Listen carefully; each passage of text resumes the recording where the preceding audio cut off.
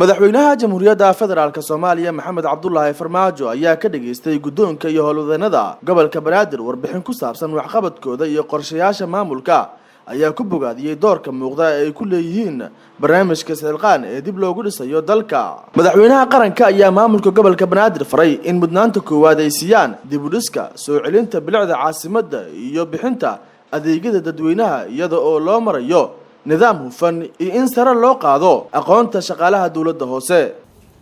aqoonta in lagu dadaalo qof kasta halkan fadhiya waxaan iska aaminsanahay ama qiyaasina inuu aqoontiis ku yimid enough maaha inaad aqoonta kordhisaan oo wax barataan oo areada ladin xil saaray aad ku noqotaan qofka ugu khibradda badan ugu aqoonta badan oo wax laga barto marka inaan laga caajisin waxbarasho oo aqoonta kor loo qaado aqoonta la kordhi kor loo qaado oo shaqaalaha midka ugu hooseeya aqoontiisa la dhiso ay ugu horeyso aqoonta civil education mas'uuliyadda adiga aad meesha ku fadhido maxay tahay horta wax entitlement ah maaha awooga oo ka dhaxlay maaha waa ammaan lagu dhiibay.